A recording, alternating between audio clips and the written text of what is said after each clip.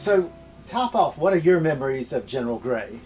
Well, I mean, General Gray is certainly one of the giants of our Corps in all of our history. Of the 50 some odd years that I've been associated with the Marine Corps, either serving on active duty or observing as a retired flag officer, General Gray stands out as one of the perhaps one or two most impactful commandants that we had in our history. Certainly General Wilson, coming out of Vietnam, saved the Corps to a large extent, but General Gray moved the Corps to the next level. He saw a Corps that had spent a long time in the Vietnam fighting and fought in a certain way and needed to be changed, and he changed it. He changed it dynamically, whether it be from the manpower perspective, whether it be from the equipment perspective, but perhaps most importantly from the doctrinal and the concepts of how to fight, whether it be publishing his, of course, noteworthy war-fighting publication, or his introduction of the idea of maneuver warfare into the Corps. I was a young captain in the 2nd Division at the time that he was the commanding general, and he brought maneuver warfare to us in many different ways.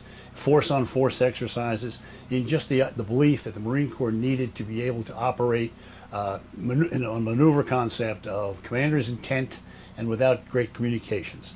And he met some resistance, no question about it. And he overcame that resistance, and he proved to the Marine Corps that that was the way to go. And of course, the Corps to this day maintains that concept and that system of fighting. I'm gonna pause for a moment to turn my phone off because just this, No, it'll ring. It'll ring. So It'll ring. I forgot No to question do about it. that. No question about The it. whole time you were talking. Okay, well, the next question then, as soon as I get this done, is tell me what General Gray's legacy means to you. I mean, you spoke of it in the maneuver, his operational part of changing the Corps. Well, of course, General Gray's legacy is the success on the battlefield that we've had since his commandancy. Whether you look at Iraq, whether you look at Afghanistan, whether you look at the multiple little wars that we had to fight in, he left an impression on the Corps of commander's intent, faith in the commander, and the ability of faith in our junior leaders to take charge of a mission and carry it out. I think whether you look at the fact that he brought the Marine Expeditionary Unit to full fruition, whether he made it special operations capable and sent it on a worldwide forward deployed force that has played a vital mission in so many places. So I think his stamp is across all of our successes and needs to be remembered, I think, and it's important that we do.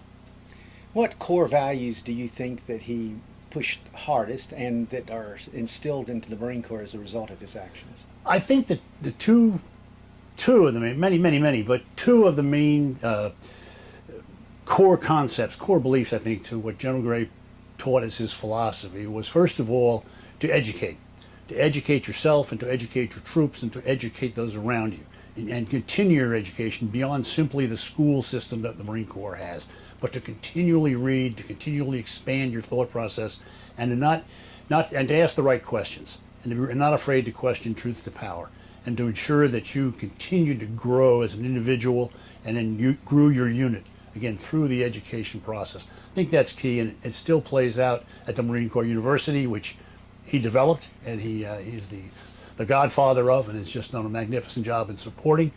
I think the second basic concept that he taught, the second truth that he really believed in and displayed was trust. Trust in your subordinates. Trust in your subordinates and the people and the Marines alongside of you to do the job, to know what they were supposed to do, and have faith in that they will carry it out. As a commander, and I later commanded at the regimental level, I commanded at the division level, both in combat and in peace. I found that was the greatest gift that he left behind, was the fact that the troops understood and the young officers understood the concept of commander's intent, and they knew that you would have trust in them to carry out that intent, and they did so successfully. Wow, that's important. Well, what personal impact has he made on you or others? Well, I think the personal impact that he has was first the example that he set. I think it also, as a young officer, as I said, I first really crossed paths with General Gray when I was a captain. I then went on to headquarters Marine Corps as a major and lieutenant colonel, and he was up there during his commandancy. And then post-commandancy, his continual interaction with Marines and with units and with individuals. And he always had the time to talk. He always had the time to talk to you man to man, and if you had an issue or a problem or something you wanted to run by him, he took the time to sit down, look you in the eye, and work you through it. And his impact was not forceful in the fact that he wouldn't tell you what to do. He would simply give you some ideas and let you ponder them and let you come up with your own solution, but based in what he had told you. So I think the impact that he left with me was to make sure that you take time to know your Marines, to spend time with your junior Marines, and to trust in them and know that they come to work every day ready to do a great job for you, and they will if you give them that trust and stand behind them. And I saw General Gray, whether it be after Beirut, whether it be after several incidents that we had in the Marine Corps, I saw General Gray take full responsibility when he didn't have to. When he could have said, I wasn't aware of that, I didn't know that was going on, I'd done my best. No, he stood up and took full responsibility for failures of his subordinates. Huge teaching point, huge teaching point. When you tell others about General Gray, what would you tell them about him? I would tell others about him that he stands as an example of what the Marine Corps does. He came in, of course, as an enlisted man, carved out a magnificent record as an enlisted man, served across many of the MOSs that are very important to us today, whether it be the electronic MOSs, the radio battalion MOSs. He served as a communications officer. Of course, he served as an infantry officer. He served in the artillery. He was truly a MAGTF individual, a Renaissance man that really served across the Corps.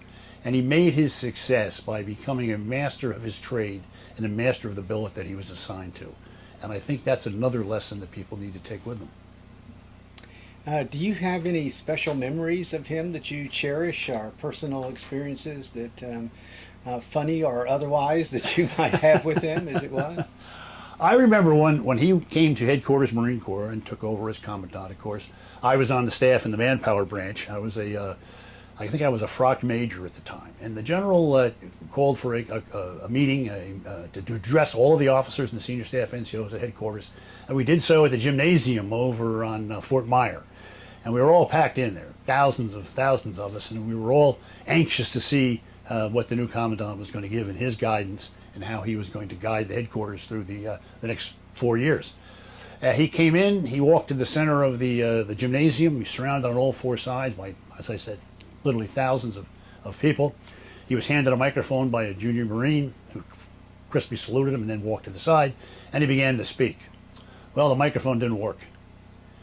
We all froze, and we sat there for probably 2 or 3 minutes listening to the commandant, or unable to hear the commandant, and no one had the fortitude to stand up and say, "Sir, your microphone's not working." And the same junior young Marine walked back out, rendered a crisper salute, whispered to the general. He turned on the microphone and began to speak, and he said, "That's what I want you to all understand. Listen to the junior Marines. Don't be afraid to stand up and tell your seniors when you see something going astray. I don't care whether you talk to the commandant or talk to the gunnery sergeant. Speak up if you see something going astray." Now, I have a feeling that General set that up, but it was one of the lessons I took with me from that, and I've applied it to commands I've had since then. It was extraordinarily effective to say, this is what the General wants. He wants people to speak to him and tell him when things are going off the tracks. That is a powerful story. It was a great moment, a great moment. How is it to you, your perception of Jacksonville and Onslow County as home to the Marines? Oh, it's a wonderful home to the Marines. I had 5 tours. I had 5 tours in the Jacksonville area, 4 at Camp Lejeune and 1 over at the air station. I consider it the place where I raised my children. I consider it home, although I didn't retire here. I retired up near Washington, D.C., but I still come back here as often as I can. It is a wonderful, wonderful part of the world. I've served literally everywhere. Whether it be the people who live here, the way they support everything the Marines do, and from here we've launched units all over the world to go to combat. When I was in Afghanistan and Iraq, the people here in Jacksonville supported my wife, supported my children, ensured they knew that people were counting on us and that people supported us 100%. It's a great, great, great town as far as the people go. The beaches are magnificent. I tell people, hey, you think California's got beaches? You need to come to Jacksonville, North Carolina. I'm a huge fan of Onslow County, a huge fan of the area here. And I think we could not have picked a better spot in the world to put our Marine Corps base.